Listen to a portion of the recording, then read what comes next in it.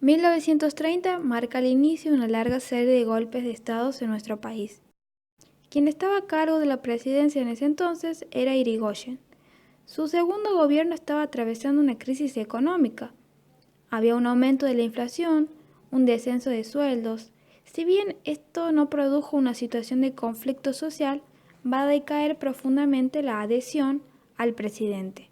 En un escenario político en donde los partidos tendían a construir identidades totalizantes y se negaban a asumirse como una parte y estaban habituados a deslegitimar y repudiar drásticamente a sus opositores. Por otra parte, la política militar del primer mandato de Irigoyen va a chocar con las estructuras burocráticas y va a despertar rechazos, incluso entre oficiales que estaban simpatizando con el radicalismo. A partir de eso, los grupos descontentos van a comenzar a organizarse en logias y a identificarse como profesionalistas para distinguirse de los radicales. Es así como el 6 de septiembre, a partir de intereses de varios sectores, se va a llevar a cabo un movimiento para sacar del cargo a Irigoyen, en rechazo a su gestión, ya que vieron en esa acción la posibilidad de solucionar la crisis política y económica. A partir de entonces va a asumir como presidente provisional José Félix Uriburu, quien proponía planteos corporativistas, que incluía la reforma de la Constitución Nacional y de la legislación electoral. Los planteos afectaban tanto al partido de la Unión Cívica Radical como a todos los partidos. Eso fue lo que motivó que a escasos días del golpe se le exigía a Uriburu una pronta normalización institucional por parte de los partidos políticos como de los grupos oficiales. Uriburu debió conceder un llamado a elecciones en la provincia de Buenos Aires para abril de 1931 ante la amenaza de que se produjera un movimiento militar. En la provincia de Buenos Aires se votó lo que llevó al triunfo del radicalismo. Como esto no favorecía al oficialismo, Uriburu anula las elecciones. El futuro político del régimen uriburista estaba acabado. Solo le quedaba entregarle su plan de reforma a su sucesor, el general Agustín Justo, candidato en las elecciones de noviembre de 1931. Justo gana las elecciones apoyado por el Partido Demócrata Nacionalista, el Partido Socialista Independiente, la Unión Cívica Radical Antipersonalista y la Iglesia Católica, que con el tiempo se fue estructurando la alianza denominada Concordancia. En esas elecciones se presenta contra la Alianza Civil, formada por socialistas y demócratas progresistas, con la fórmula Lisandro de la Torre y Nicolás Repetto. El contexto en el que se vivieron estas elecciones se caracterizó por la abstención del radicalismo, instrumento utilizado a partir de que fue vetada la candidatura de Alvear en dichas elecciones. Justo y su vicepresidente Julio Roca, hijo del expresidente, asumieron sus cargos en febrero de 1932. Hasta 1935, la coyuntura política estuvo caracterizada por la abstención del radicalismo y la ocasional apelación a la protesta armada por parte de algunos de sus grupos. Al mismo tiempo, la vida del Partido Radical continuaba a través del dictado de conferencias, difusión de prensa y reuniones. La situación que se va a vivir en 1934 en Tucumán fue una muestra de las múltiples alternativas contra las autoridades nacionales. El radicalismo provincial va a decidir participar de las elecciones de renovación de la Cámara de Diputados de la Nación. En esas elecciones, el radicalismo tucumano se va a alzar con la victoria. La dirigencia radical decidió la vuelta al ruedo electoral, trastocando el panorama. Con el reintegro al juego electoral, a lo largo de 1935 y 1936, tuvieron lugar elecciones para gobernador y para diputados nacionales en algunas provincias, en donde los dirigentes radicales tuvieron un buen desempeño. La gobernación de Entre Ríos, Tucumán, Córdoba fueron para ellos. En la provincia de Buenos Aires, a partir del ejercicio del fraude, lo llevaban a la gobernación al conservador Manuel Fresco. Se puede decir que durante esas elecciones las denuncias de fraude fueron muchas. Para no correr riesgos, el gobierno hizo aprobar en el Parlamento una reforma de la ley electoral que elegiría al presidente. Es así como en noviembre de 1937 varios procedimientos dieron el triunfo a la fórmula oficialista integrada por Ricardo Ortiz, radical antipersonalista, y Ramón Castillo, conservador, frente a Alvear. Ortiz fue el candidato de Justo, quien era el árbitro en la coalición oficialista. En cambio, Castillo fue impuesto por los sectores conservadores. La política de Ortiz reveló mayor autonomía. Pasó a encabezar una campaña contra el fraude, lo que esta política lo alejaba de sus aliados. Sin embargo, los problemas de salud de Ortiz tuvieron un papel central.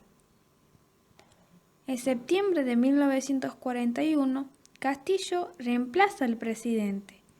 Este logró organizar su gabinete con fuerte presencia conservadora.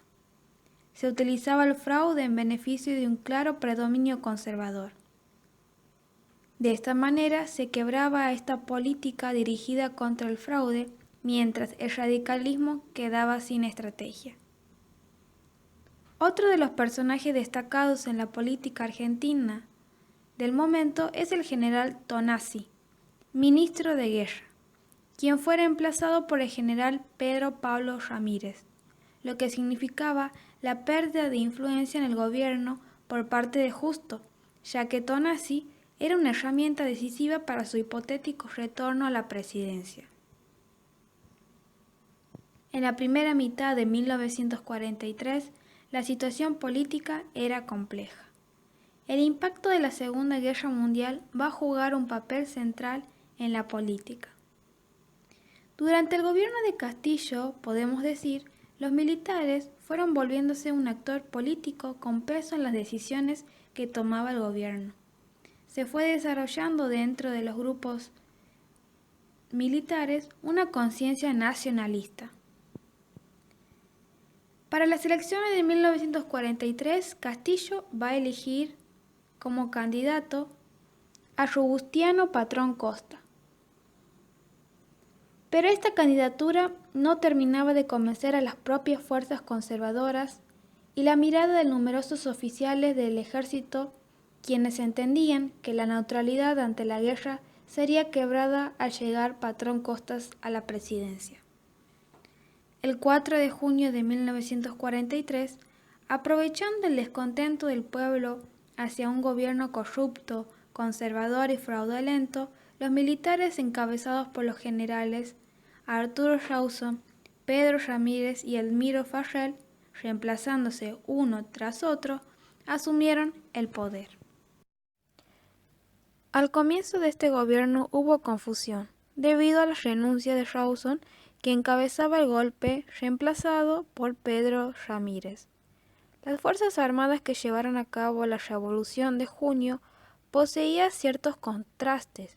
El primero de ellos era la actitud frente a los bandos en pugna en la Segunda Guerra Mundial, ya que la neutralidad había cambiado de significado para ser la expresión de toda una definición ideológica.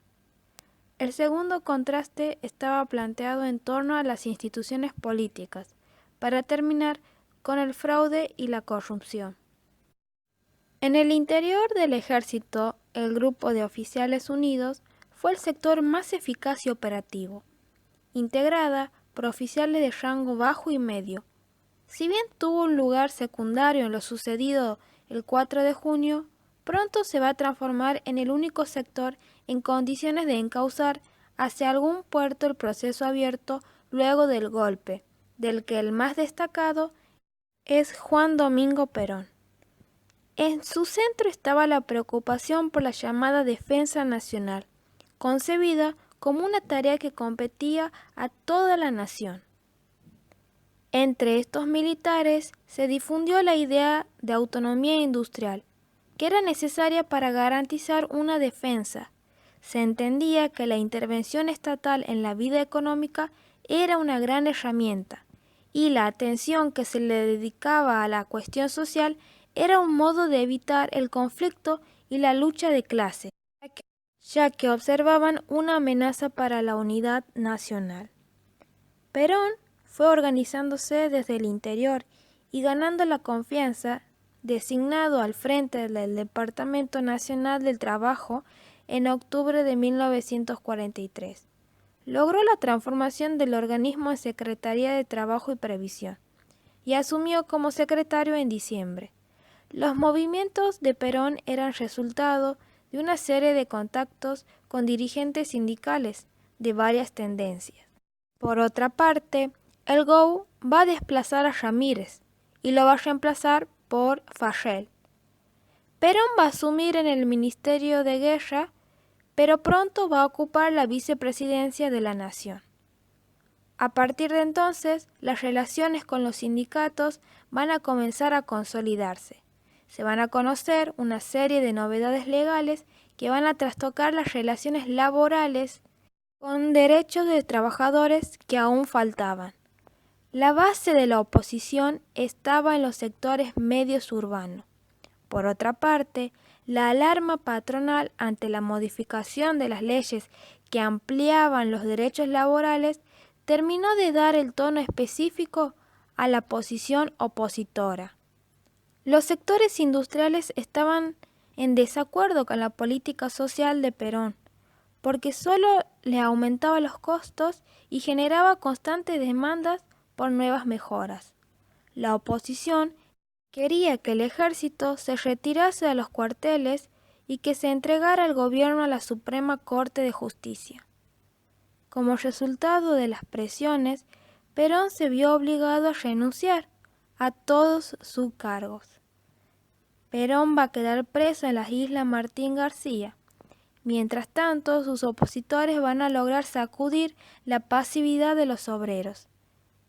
El 16 de octubre de 1945, la CGT va a decidir llamar a una huelga general en defensa de lo que se conquistó en cuanto a los derechos laborales. El 17 de octubre, muchos trabajadores ocuparon el centro de la ciudad, mientras se producían simultáneamente en otras ciudades con la consigna central de pedir la libertad de Perón. Este acontecimiento es denominado como el origen del Partido Peronista. Los medios de comunicación tuvieron diferentes versiones. La mayoría antiperonista habló solo de grupos revoltosos, grupos aislados que no representan al auténtico proletariado argentino.